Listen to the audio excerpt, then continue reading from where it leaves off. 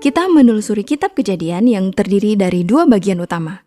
Bagian pertama dimulai di sebuah taman di mana kita bisa melihat kemanusiaan runtuh oleh tindakan menghancurkan diri sendiri. Kisah itu berakhir di Menara Babel di mana manusia-manusia pemberontak diserakkan oleh Allah. Lalu bagian kedua dari kitab Kejadian menyoroti dan berfokus pada satu keluarga. Dan tepat di tengah-tengah, ada kisah yang menghubungkan dua bagian utama kitab Kejadian ini yang membantu kita memahami isinya. Jadi, bagaimana kita beralih dari Menara Babel sampai kepada kisah yang ada di tengah? Nah, setelah peristiwa penyerakan di Menara Babel, ada sebuah silsilah. Dan silsilah itu berasal dari salah satu suku yang akhirnya sampai pada satu orang yang bernama Abram. Ia lebih dikenal sebagai Abraham. Allah mulai membuat janji-janji kepada Abraham, seperti Allah akan memberkatinya dan memberinya banyak anak. Allah juga berkata bahwa melalui Abraham dan keluarganya, seluruh bangsa di dunia akan menemukan berkat Allah.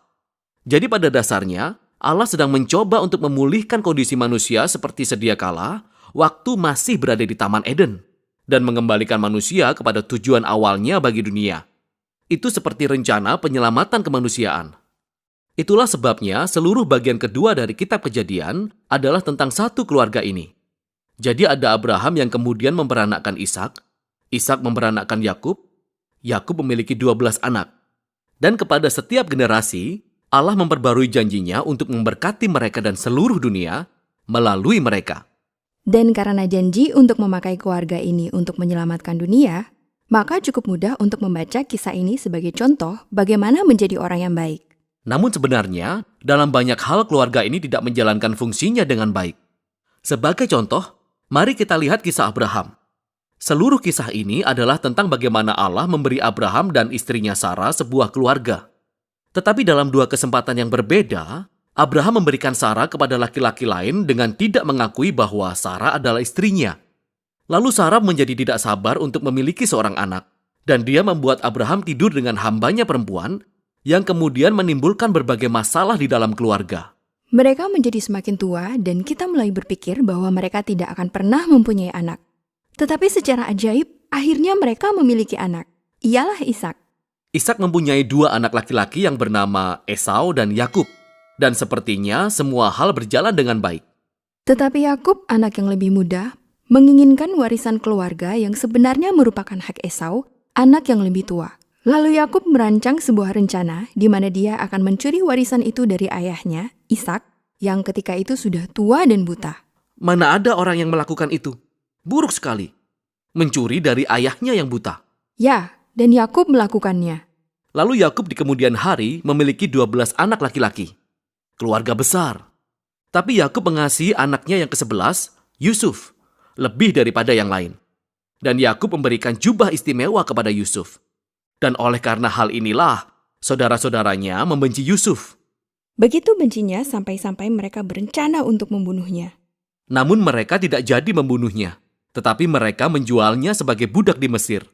Selama di Mesir, melalui serangkaian peristiwa yang luar biasa, Yusuf beranjak dari seorang tahanan menjadi orang nomor 2 dalam pemerintahan. Lalu kemudian, di seluruh wilayah Timur Tengah terjadi musibah kelaparan.